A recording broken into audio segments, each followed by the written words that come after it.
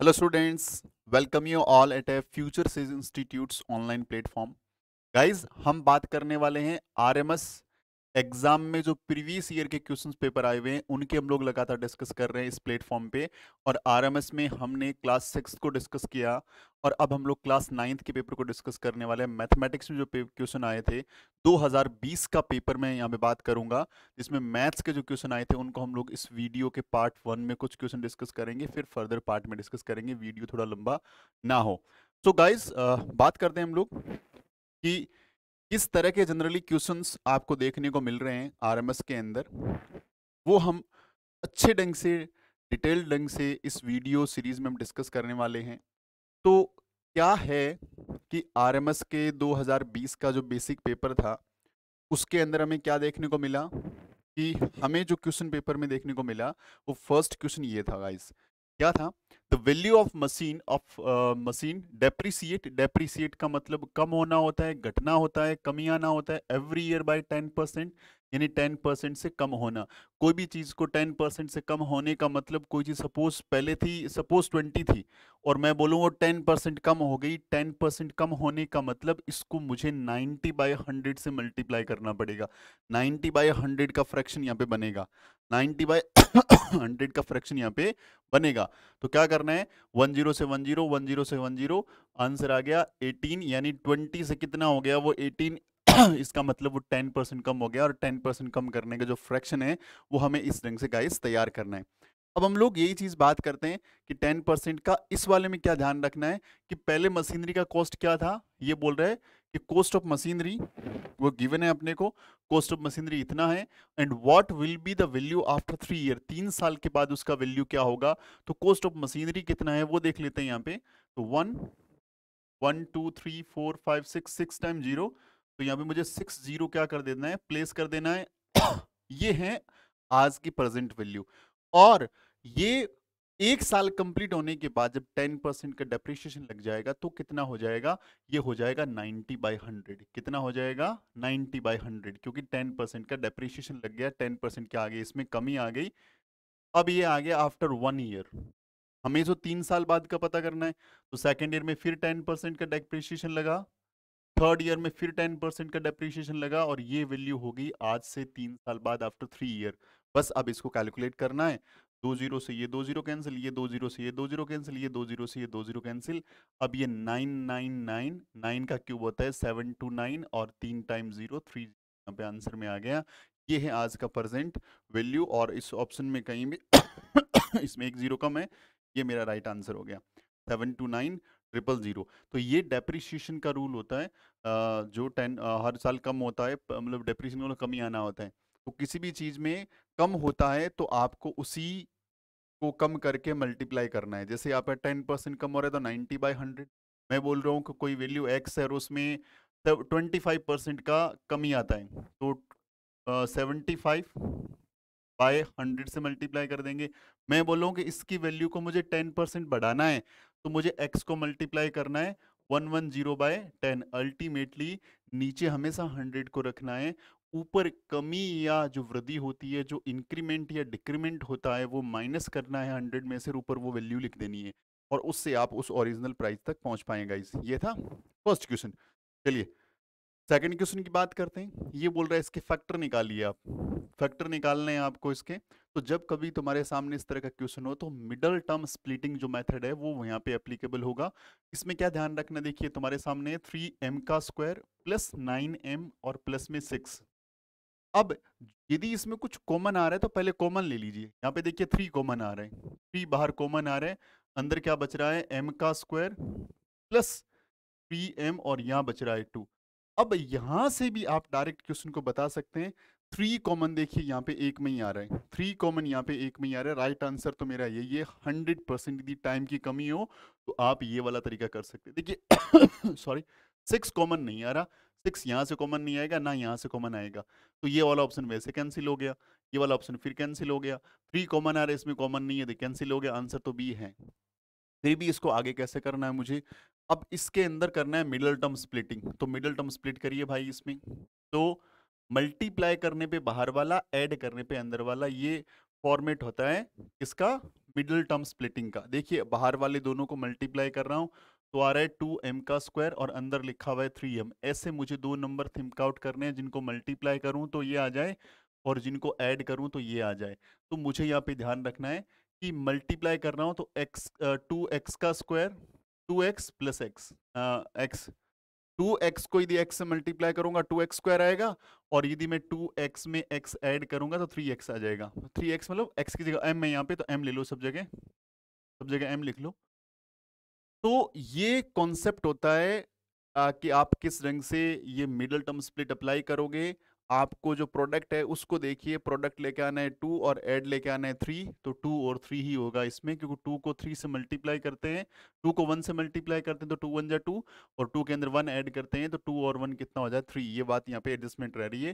तो मुझे क्या करना है यहाँ पे 2m का स्क्वायर, यहाँ पे 2m प्लस m प्लस 2। देखिए इसको मैंने सेम लिखा, इसको मैंने सेम लिखा, इसी को मिडिल टर्म को स्प्लिट करके दो हिस्सों में बांट दिया, और दो हिस्सों में बांटने का तरीका ये वाला मैंने आपको बता चुका हूं। अब यहाँ से पेयरिंग कर दो, दो दो का पेयर बना दो, यहाँ से जो कॉमन आ सकता है वो कॉमन ले लो।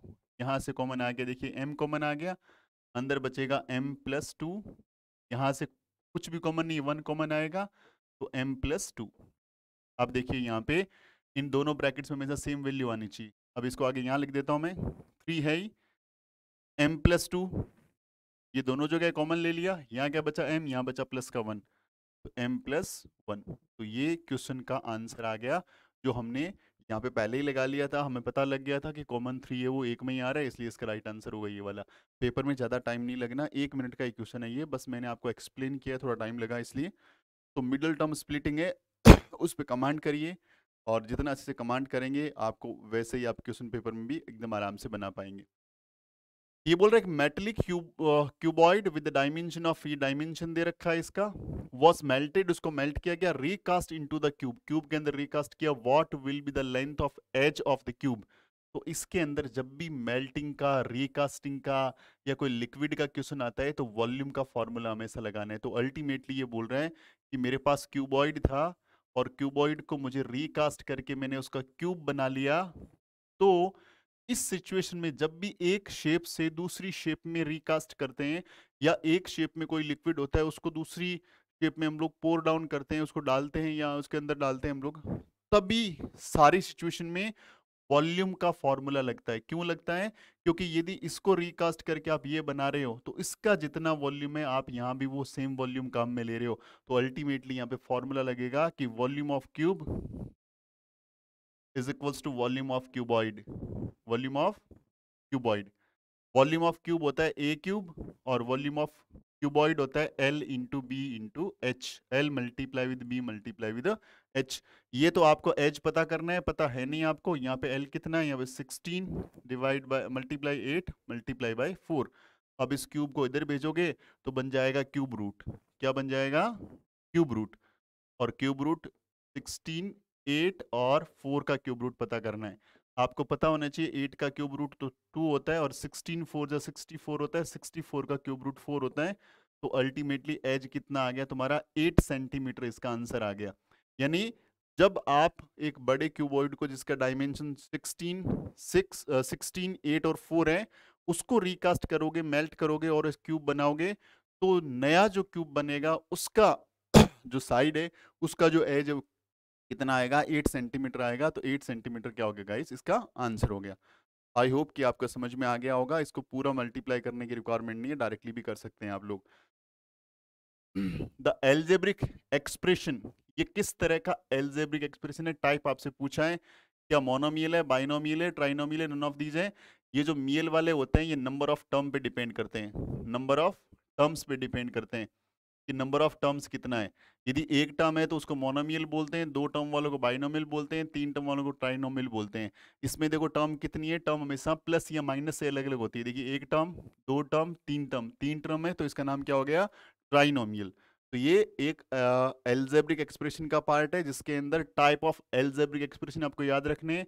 टर्म के बेस के ऊपर मोनोमियल, बाइनोमियल, ट्राइनोमियल, और डिग्री के बेस पे जो होते हैं वो लीनियर, क्वाड्रेटिक, क्यूबिक, बाइक्वाड्रेटिक। इस ढंग से आपको नाम याद रखना है कि टाइप्स ऑफ एल्जेब्रिक एक्सप्रेशन जो होते हैं उस वाले टॉपिक को बहुत ध्यान से रखना है कि थ्योरी से क्वेश्चन यहाँ पे आ रहा है। तो जब थ्योरी वाले क्वेश्चन आ रहे हैं तो इसमें आपको कैलकुलेशन में बहुत हेल्प मिलने वाली है, तो कैलकुलेशन में आपको हेल्प मिल ही रही है, तो बात का ध्यान रखना है। इफ क्यूब हैज फेसेस, एक क्यूब के पास कितने फेस होते हैं तो आपको पता होना चाहिए। एक क्यूब के पास जो फेस होते हैं वो होते हैं 6, वर्टेक्स जो होती है वो होती है 8, और एज जो होती है वो होती है 12। इसीलिए आपको एक इल्यूर फॉर्मूला भी याद रखना है कि इल्यूर फॉर्मूला क्या होता है, F plus V is equal to E plus two. ये इल्यूर फॉर्मूला है, ये फॉर्मूला भी याद रखें। ये हमेशा जो आपके 3D फिगर्स है उसके ऊपर एप्लीकेबल रहता है, तो इस बात को विशेष तौर से ध्यान रखें। ये इल्यूर फॉर्मूले से क्वेश्चन बन के आते हैं बहुत सारी बार। तो फेस कितने होते हैं, यहाँ पे 6 फेसेस इसके अंदर होते हैं गाइस। ओके, नेक्स्ट क्वेश्चन की बात करते हैं हम लोग। नेक्स्ट क्वेश्चन क्या है, sum of money is double itself in 3 years at a compound interest, यानी कंपाउंड इंटरेस्ट में कोई जो अमाउंट है वो 3 साल में डबल हो जाता है। when interest is compound annually जब इंटरेस्ट को कंपाउंड किया जाए, in a how many year will it amount to 16 time of itself। ये बोल रहा है कि यदि 3 इयर्स में वो डबल हो रही है, 3 इयर्स में वो डबल हो रही है, तो हाउ मेनी इयर्स में वो 16 टाइम हो जाएगी, वो 16 टाइम हो जाएगी। अब कंपाउंड इंटरेस्ट यदि एनुअली यहाँ पे होता है तो एक डायरेक्ट कॉन्सेप्ट आपको ध्यान रखना है कि कोई मनी सपोज 1 रुपए थी, वो एक ड्यूरेशन के बाद ट्वाइस यानी 2 रुपए हो गई, और यहां पे ये बोल रहा है टाइम लग रहा है 3 इयर्स का। 3 इयर्स का यहाँ पे टाइम लग रहा है। मैं थोड़ा साफ साफ इसको लिखता हूँ, अच्छे से लिखता हूँ थोड़ा सा। देखो, कोई मनी 1 थी, 1 से कितनी हुई वो 2, और इसमें टाइम जो लगा वो था 3 इयर्स का। 3 इयर्स का, ये बात यहाँ पे लिखी हुई है कि कोई मनी 1 थी, 1 से डबल हो गई यानी अपने आप का ट्वाइस हो गई, तो उसको 3 ईयर का टाइम लगता है। अब ध्यान रखिए, यदि वो एनुअली कंपाउंडेड हो रहा है इंटरेस्ट, और कंपाउंड इंटरेस्ट की बात कर रहे हैं, तो हमेशा जो मनी है वो डबल होगी सेम टाइम पीरियड में। यानी अगली बार इस 2 का डबल हो जाएगा, 2 का डबल होके 4 हो जाएगा, अगेन इसको टाइम जो लगेगा वो 3 इयर्स ही लगेगा। ये डायरेक्ट कॉन्सेप्ट आपको ध्यान रखना। अगेन उसको डबल हो जाएगी, अगेन उसको 3 इयर्स का टाइम लगेगा, अगेन वो डबल हो जाएगी, अगेन उसको 3 इयर्स का टाइम लगेगा। यानी ये 3 इयर्स का रोटेशन लगातार चलेगा, और मुझे 1 रुपए से कितना करना है, 16 रुपीज, यानी 16 टाइम्स करना है। तो टाइम कितना लग गया, 3 + 3 + 3 + 3, यानी 12 इयर्स का टाइम लग गया। तो ये कॉन्सेप्ट बहुत ईजी है, बहुत आसान है, और बहुत आसानी से इस कॉन्सेप्ट को आप लोग तैयार कर सकते हैं। तो टाइम कितना लगा, टोटल 12 इयर्स का टाइम लगा कि वो मनी जो है वो अपने आप का कितना हो गया, 16 टाइम्स हो गया। तो इस कॉन्सेप्ट को ध्यान रखना बच्चा जी। चलिए अगले क्वेश्चन की बात करते हैं हम लोग। The rational number to be added to this to get this one. तो -4/7 में क्या ऐड करे भैया, x ऐड कर दो, तो क्या मिलना चाहिए, 3/21 मिलना चाहिए। इसको उठा के वहां भेज दो, कुछ भी इसमें करना तो है नहीं आपको, सिंपली आपको ऐड करना आना चाहिए। 21 और 7 का एलसीएम आपको पता है 21 आएगा, यहाँ 3 का 3 आ गया, और यहाँ 3 4 = 12, आंसर आ गया 15/21। अब देखो 15/21 दिख नहीं रहा, तो इसको सिंपलेस्ट फॉर्म में ले आओ, 3 से कैंसिल कर दो, 5/7 इसका आंसर आ गया। 5/7 इसमें ये रहा ऑप्शन में, ऑप्शन नंबर ए।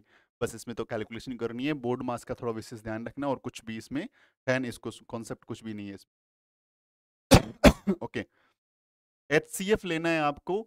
जब भी इस तरह का एल्जेब्रिक वाला एक्सप्रेशन हो तो वहां पे एचसीएफ बहुत ध्यान से लेना है कि डिजिट्स का एलसीएफ अलग जाएगा, एचसीएफ 12 और 15 का एचसीएफ अलग होगा। 12 और 15 का एचसीएफ आपको पता है 3 होता है, कितना होता है 3। तो देखो 3 सब ऑप्शन में है, तो ऑप्शन तो कट नहीं सकता।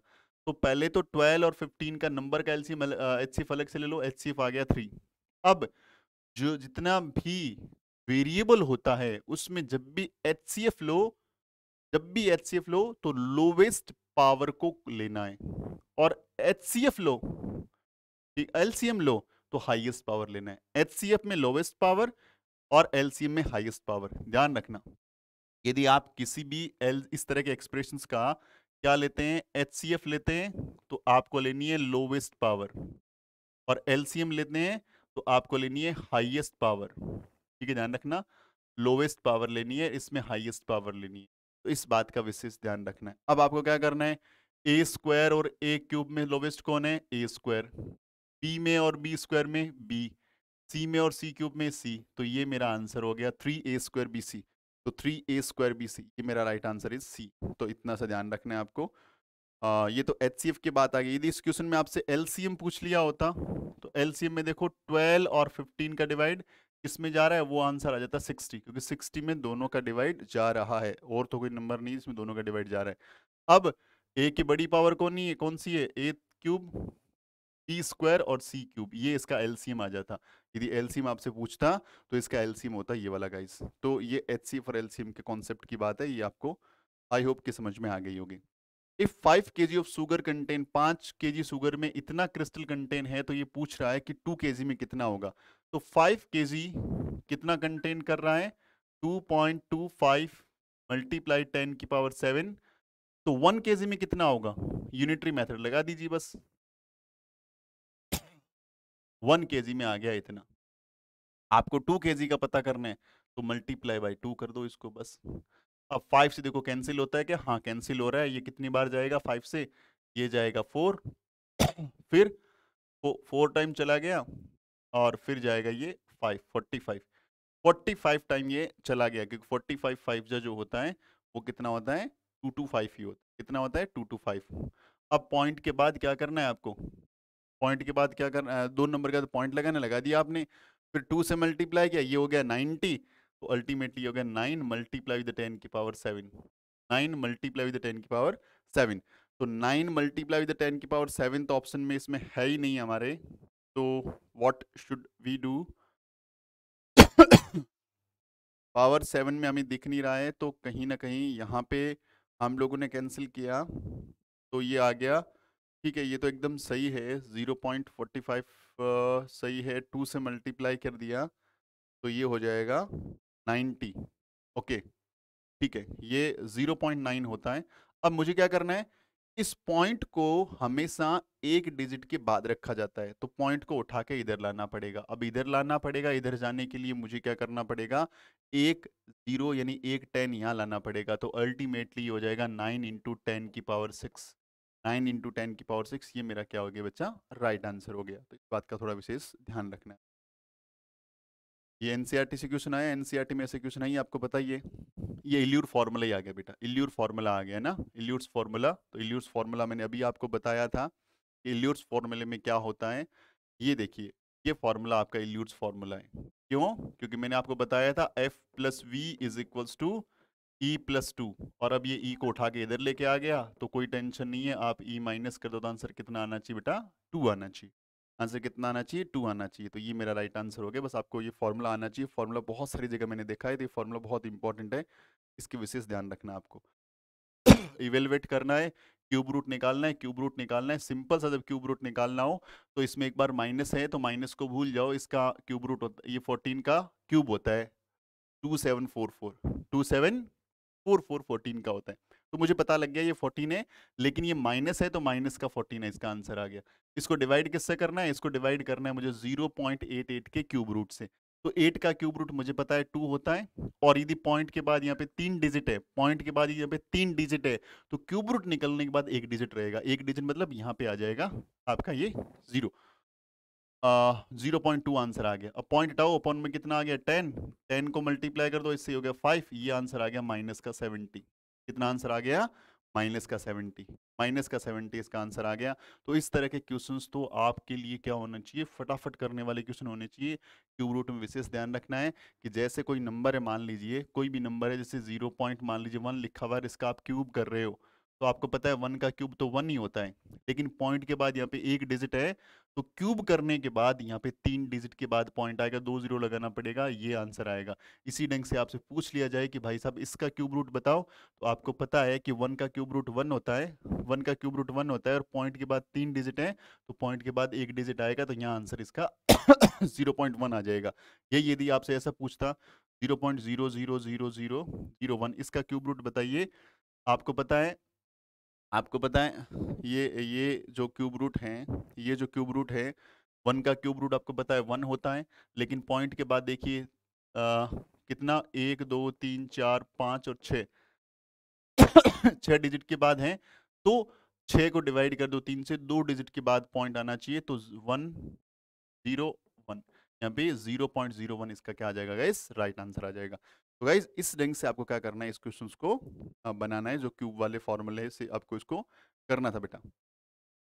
अगले क्वेश्चन है, find the height of cylinder whose radius, radius आपको दे रखा है और टोटल सरफेस एरिया आपको दे रखा है, और हाइट आपको भी निकालनी है। तो टोटल सरफेस एरिया आपको टीएसए का फॉर्मूला पता होना चाहिए, 2 पाई आर ब्रैकेट में H plus R, 2 pi R H plus R, ये फॉर्मूला होता है टीएसए का। तो ये आपको दे रखा है 222/7, रेडियस का वैल्यू दे रखा है 7, यहाँ पे एच प्लस में यहाँ दे रखा है 7 इज इक्वल्स टू कितना दे रखा है 6968। तो ये 7 से 7 कैंसिल हो गया। अब आप इसको 11 से काटिए 2 टाइम, ये 11 से 100% जाएगा, 11 8 जा हो गया 88, फिर 8 जा हो गया 88, ठीक है।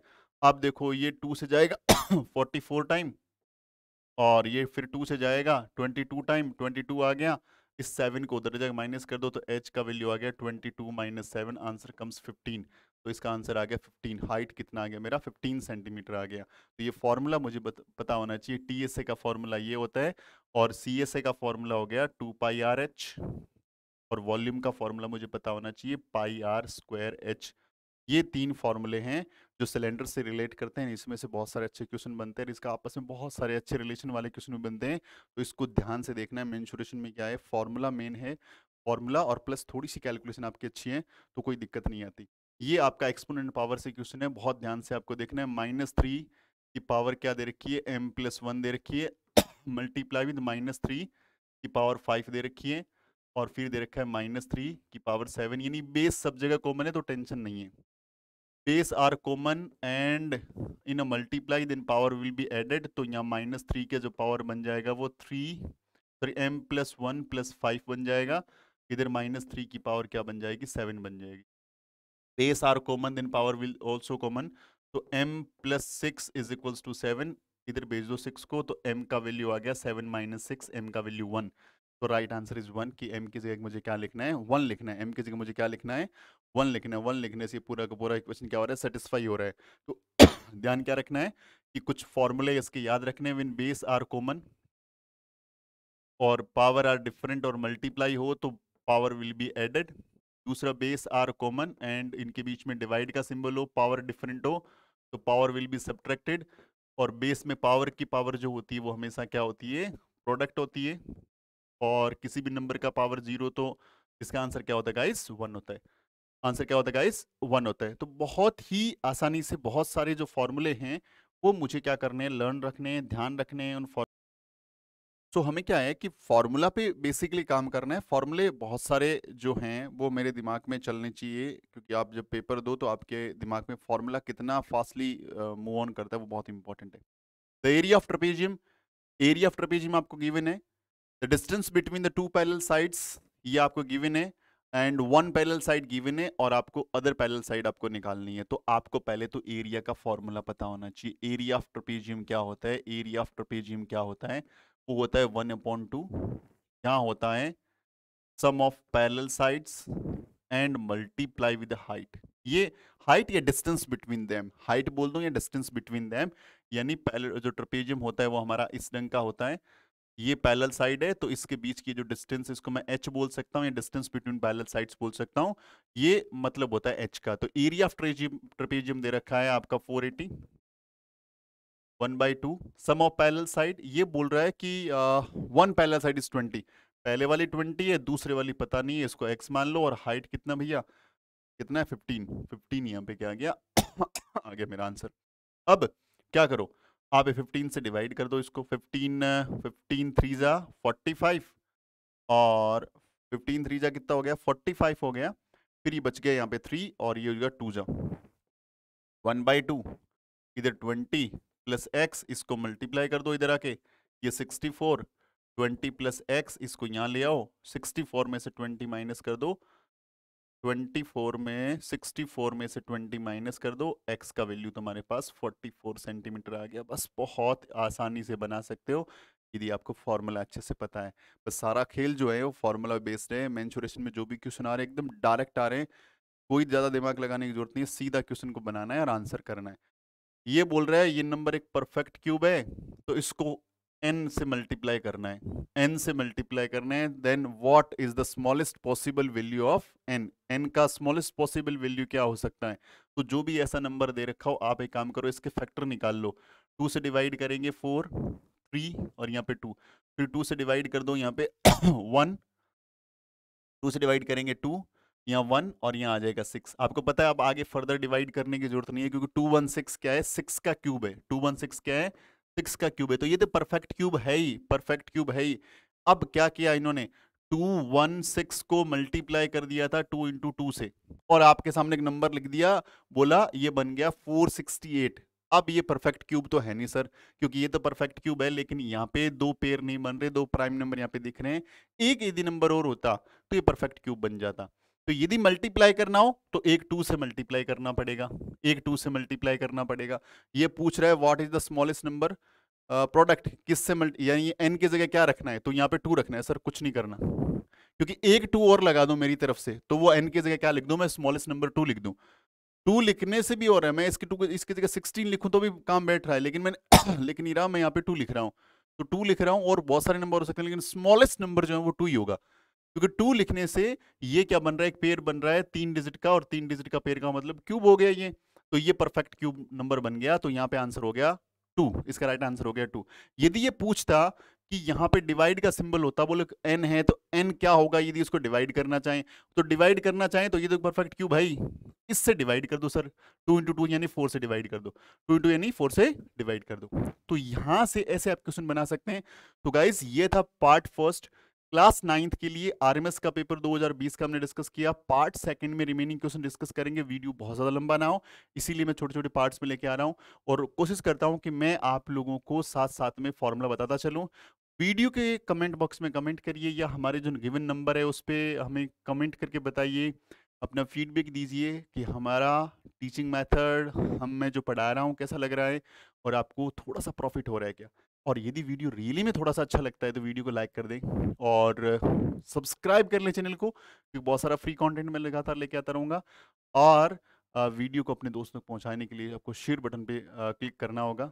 तो मिलते हैं नेक्स्ट वीडियो में, तब तक खूब सारी पढ़ाई करें और अपनी अपनी स्ट्रेंथ को 100% लगाइए, क्योंकि जो भी रिजल्ट होगा बाद में पछताने से कुछ नहीं होगा। उससे बजाय 9th क्लास के लिए आप तैयारी कर रहे हैं तो बहुत मिनिमम सीट्स रहती है, बहुत बड़ा कंपटीशन बन जाता है, पेपर का लेवल बहुत टफ नहीं आ रहा है, पेपर का लेवल एवरेज आ रहा है, इसीलिए कंपटीशन बहुत टफ हो गया है, क्योंकि पढ़ने वाले बच्चे बहुत बड़ा स्कोर कर रहे हैं, बहुत अच्छा स्कोर कर रहे हैं।